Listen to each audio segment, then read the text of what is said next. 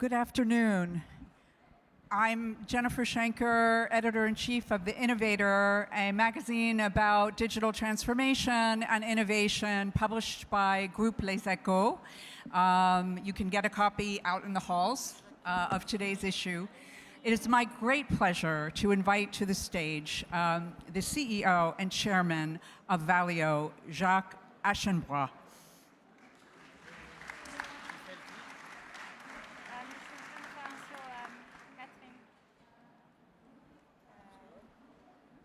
So we're here this afternoon to talk about the future of mobility. And I can think of no one more qualified to speak on the topic than Jacques. For those of you who don't know, Valeo is a supplier to all of the automakers worldwide.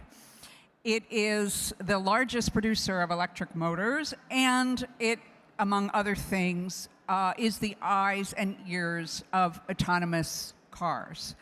And although it's a large group that has been around for a while, it is also known for being quite innovative.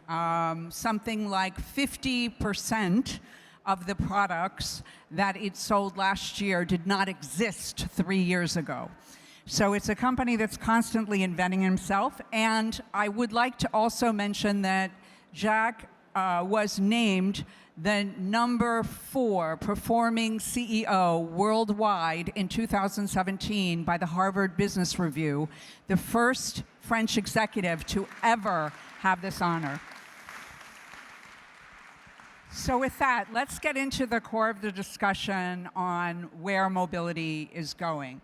Can we start with electrification and tell us how rapid this is happening and what Valeo's role is? So good afternoon first. Things are going much quicker than we had expected and in a different way in Europe and in China. Europe was a territory of diesel. And if you want to look at what the regulator is leading for, was a reduction of CO2. And the reduction of CO2 has been obtained and should be obtained in the future with a very large proportion of diesel. For some reasons, diesel is going down much quicker than we had expected. If you take what has happened in the first quarter this year, it was under 40% of all cars sold in Europe. It was more than 55% a few years ago. And if you look at what happens with less CO2, and less diesel means more electric cars. And there's no other way around. And we must think that we have two levels of regulators. We have the states, which for global warming and have always regulated the CO2.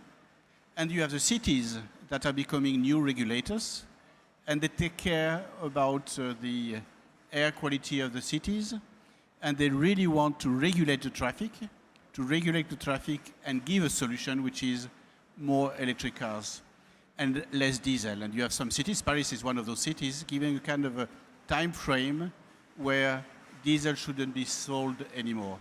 And that gives the real push into electric cars. In China, the ground is the same, is the clean air, but is really driven by the central state that is pushing for electric cars. So we see in both bigger markets, Europe and the Chinese market, a real push for electric cars. How long do you think it will be before we're all electric? I don't think anybody has the answer to that question. We all look at scenarios, what could happen in the years to come, and we see that the increase of electric cars in 2025, for example, is really increasing year after year. Lots of people think it would be between 10 and 15% of the global worldwide market, which would mean around 15 million cars, if it is 15%. It was 1.5 million cars last year. And the electric car market is growing 70% a year.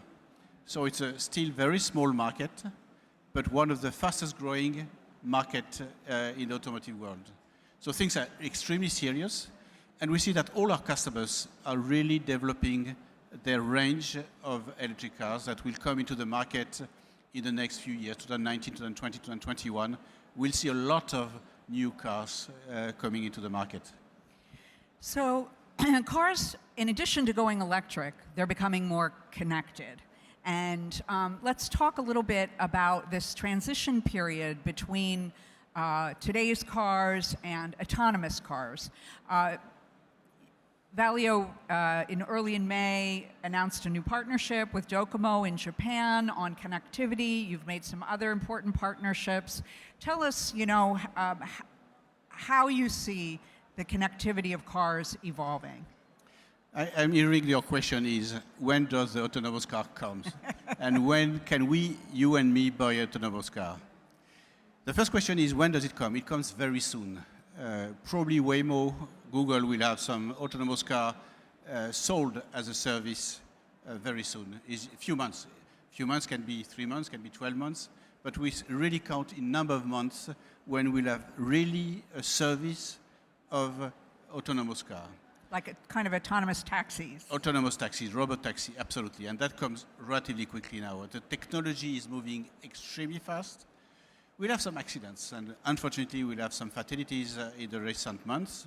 But if you look at something which everybody knows in the automotive industry, how many fatalities we have worldwide? We have around 1 million fatalities every year. 95% of those fatalities are due to human errors. You are drunk, you have taken drugs, you are sleeping, you are tired, and nobody, if I were asking in the room, whoever used his smartphone in a car while driving, everybody would raise their hand. Why don't we ask? And those fatalities will be mainly avoided through autonomous car.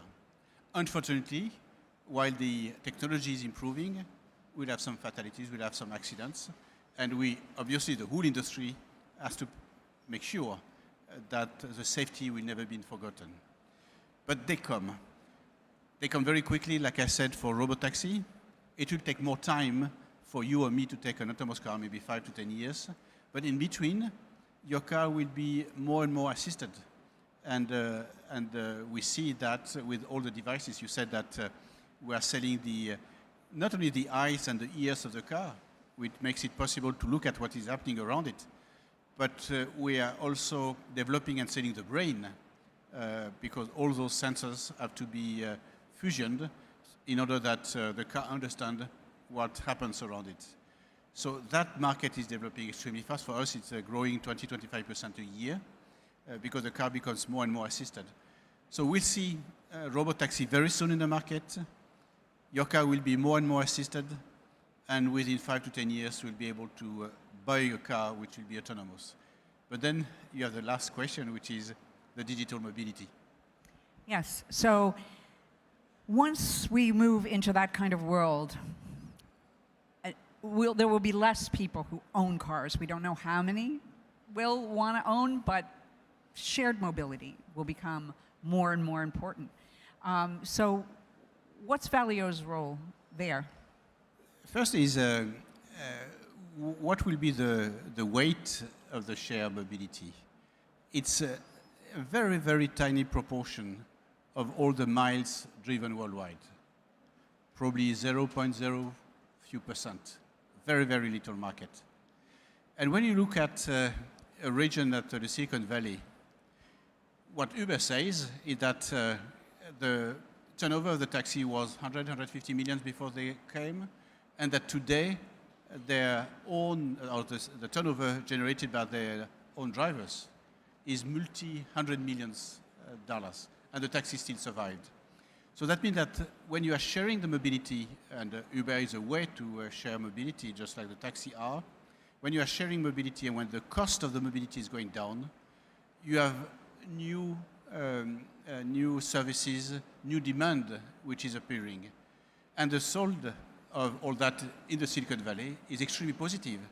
And if we try to look at what has become the market of new cars in that area, it doesn't look like the market dropped. It stayed relatively stable or increased, just like the US market increased. So that is another question where, frankly, we don't have the answer. The market will grow and the mobility will grow when the cost of the mobility will go down. And that we are seeing that everywhere. But there's another question is, how can we combine the increased mobility and the fluidity of the traffic? There's something I have a own conviction is the economical development and the mobility belongs together. If you shrink the mobility, you shrink the evolution of the economy. To have an economy being developed, you need to increase the mobility, any kind of mobility. The mass mobility, it was spoken before me with RATP in France, where we need to increase the mass mobility, but at the same time, we need to increase a very flexible mobility. I'm living in Paris. I hate seeing those bus lanes. They're always empty. And when you see a bus during the day, the bus is empty.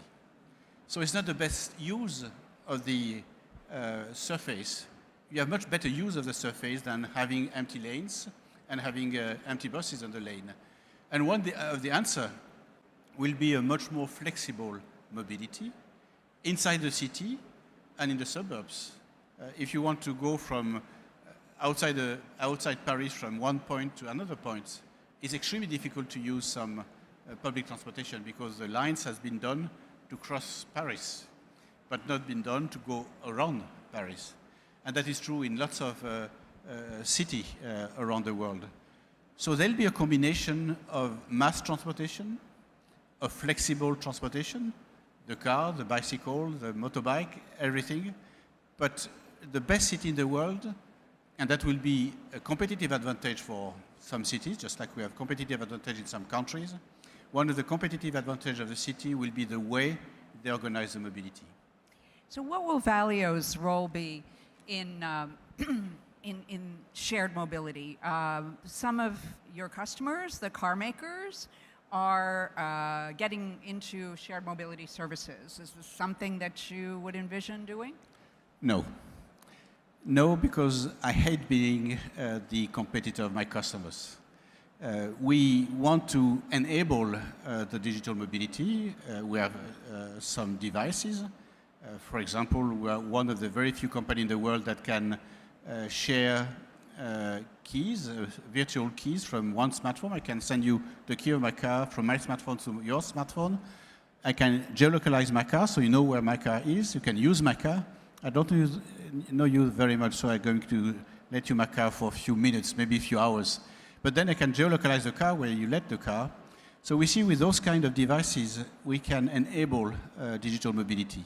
So we decided that we won't be an actor of the digital mobility. We don't want to manage cars or to manage a service of cars or to manage a service of shared mobility, but we want to help our customers to improve their service and to improve the way they're doing their business. So just as the auto business is changing radically on 3 different fronts all at the same time, I mean, Valeo has to change with that. And so, you know, you are inventing new products every year. How do you keep up with the pace of innovation? We spend a lot of money. We spent last year very close to 2 billion euro in R&D, which is around 10% of our sales. We're going to, if we keep on that pace in the years to come, we're going to invest 10 billion euro in terms of R&D in the next few years. Spending the money is extremely easy.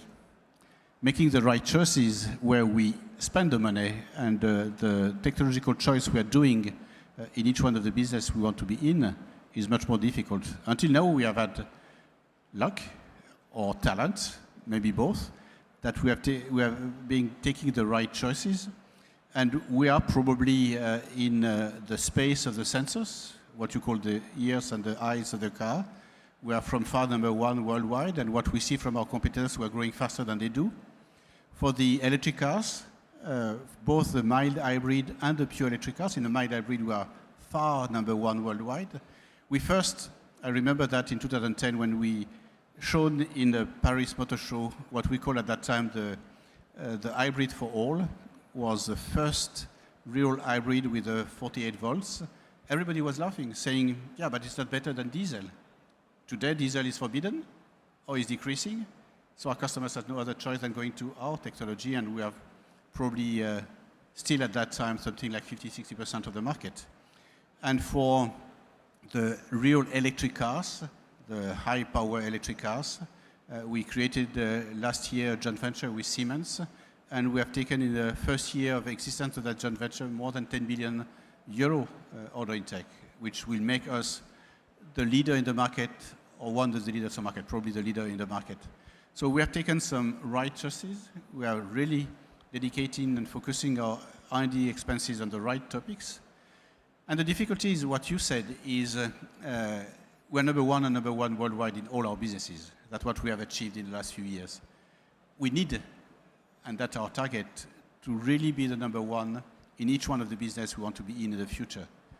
And the most difficult for us for the time being is to find the right balance between the short-term profitability and the long-term growth. So what about startups? VivaTech is all about big groups, connecting with startups. I'm sure there are many startups here in the audience. How do you work with them, and what kind of things would you be interested in getting from startups? My dream would be that we are still having the spirit of being a startup.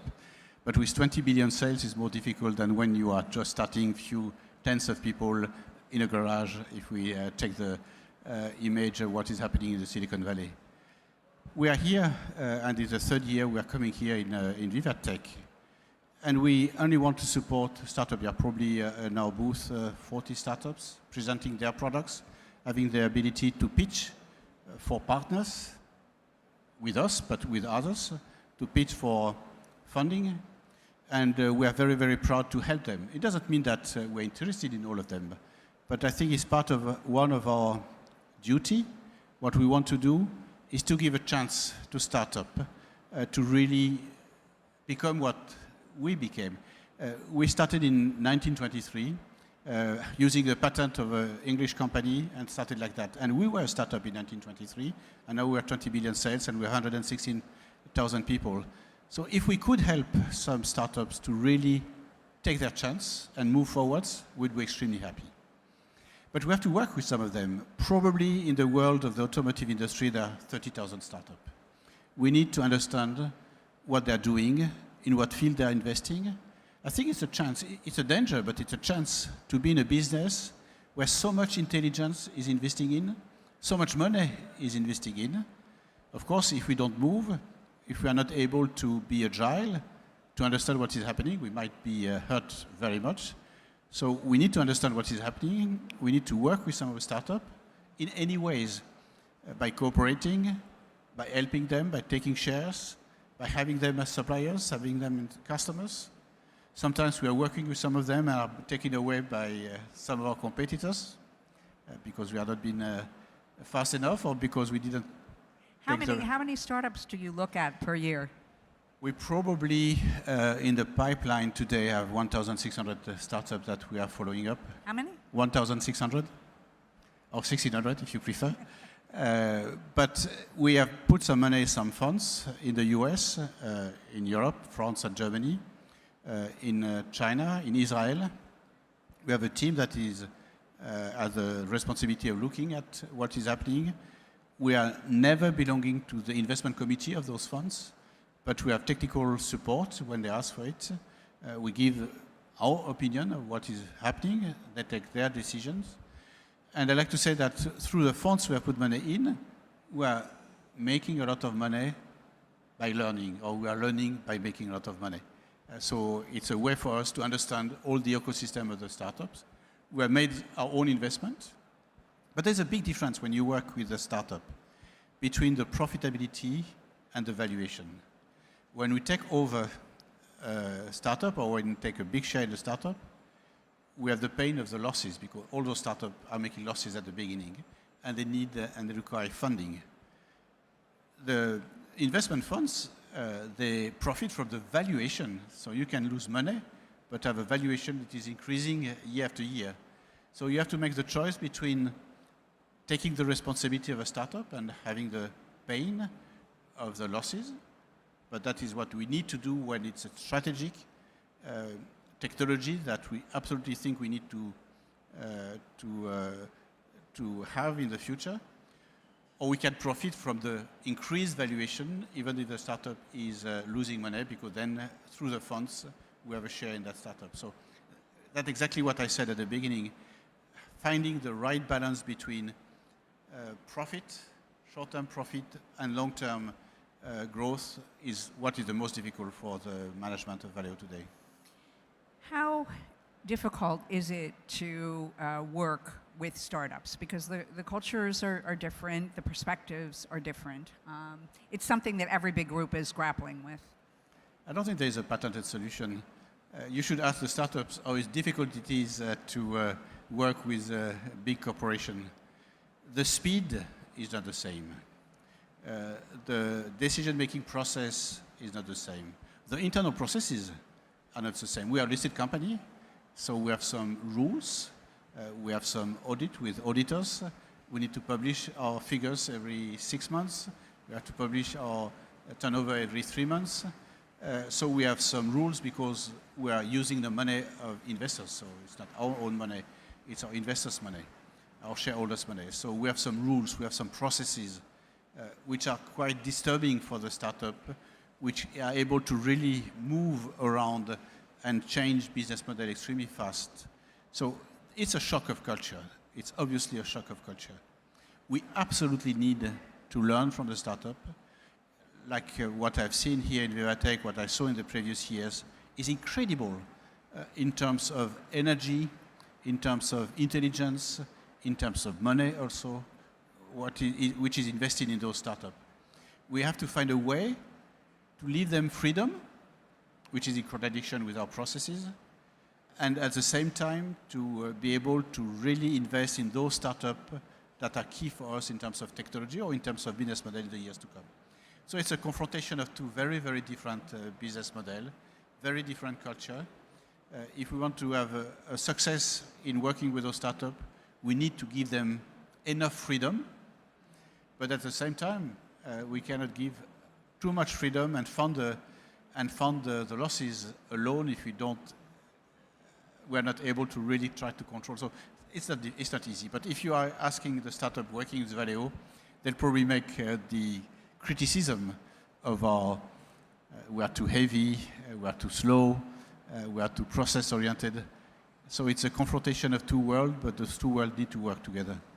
Okay, and last question. If there are startups here in the audience who think they have something fabulous and they want to pitch Valeo, what is the best way for them They go in the booth. There are lots of people of Valeo, and they'll be happy to speak with you, to exchange with you, to spend time with you, to sometimes give you advice, give you our impression.